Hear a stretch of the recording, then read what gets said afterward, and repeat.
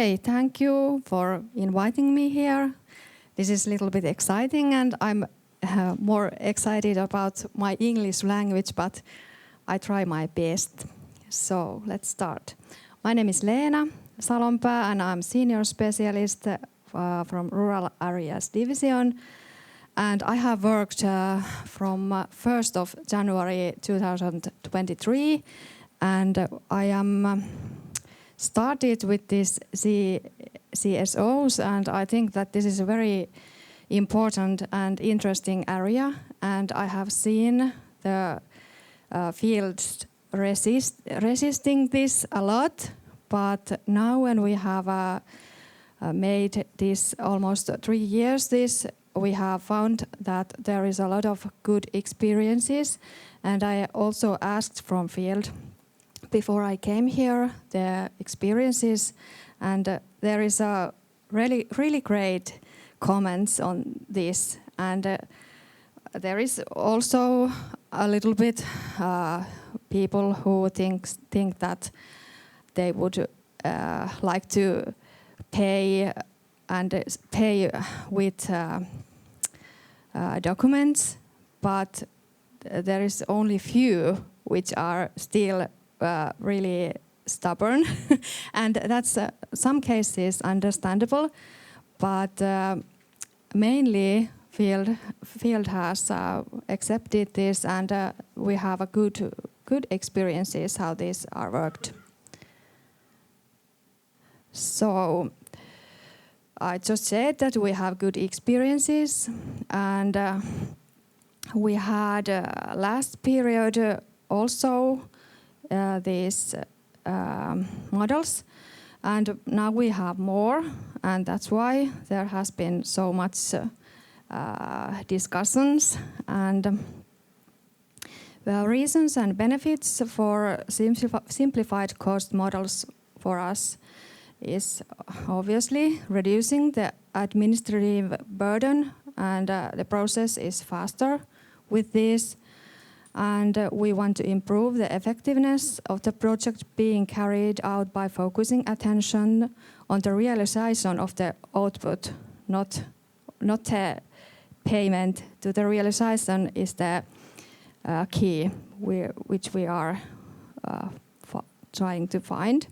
And we have flat rate financing, 19% and 40%, and flat rate models.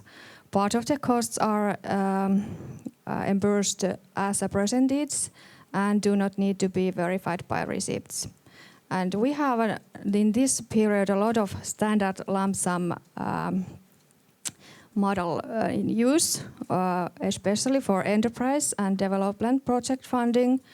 And we are in the focus on verifying of the output presented in the project plan and defined by the grant decision instead of checking receipts at the payment stage.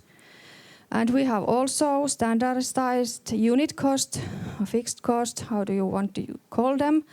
And we have corporate and development project funding for expert services. We have defined that there is a certain 900 euros per day which we are accepting, and this is very useful.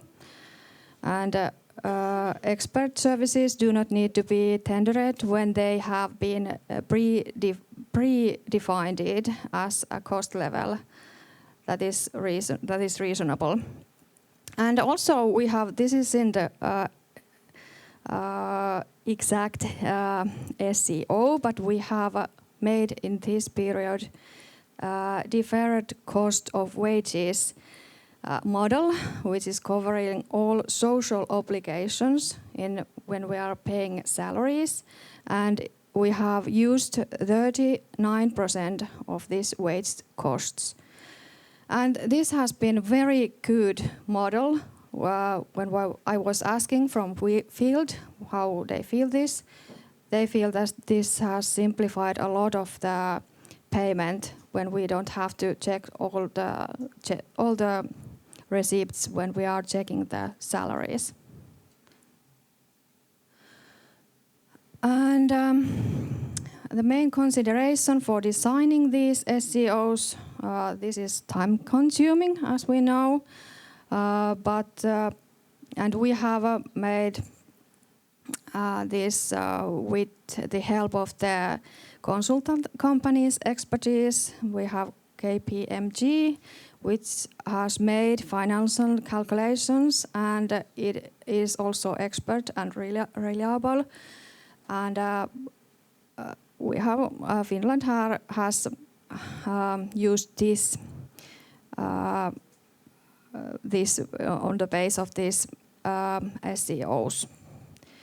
And challenges is ensuring that beneficiaries understand that the project must be implemented, what is defined in the grant decision. That is really important, that the beneficiaries really understand, because if there is some variation there, we can't pay it. So it has been implemented as it is defined. And also in lump sum projects, we have that kind of challenges that the project has to be implemented exactly as described in the approved plan.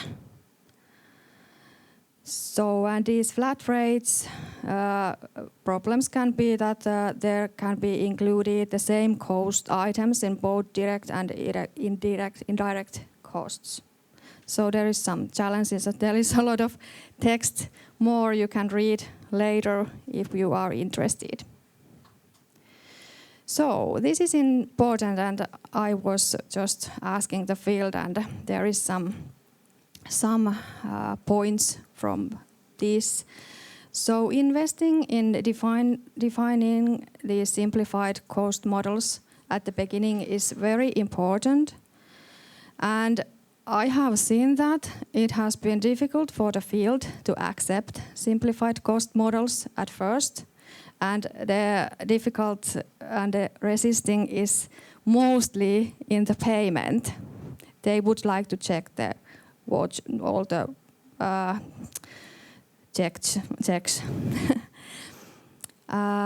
Yes, they would like to check the vouchers. But now, once we have, and they have started, payment process is excellent. It really is. And cooperation between the granting decision and the payment is very important, so that the payers can, if they have a good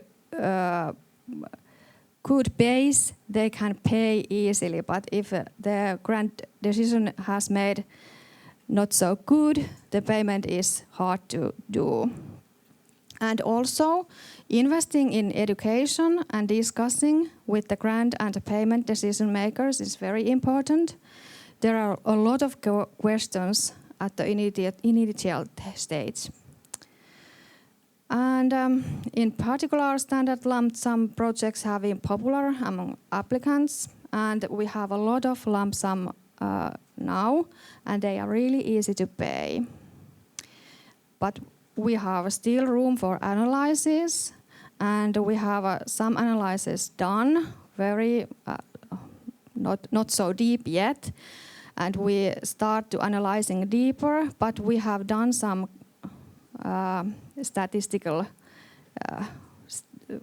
looking, and it seems that the process has been faster with these simplified costs models. Thank you.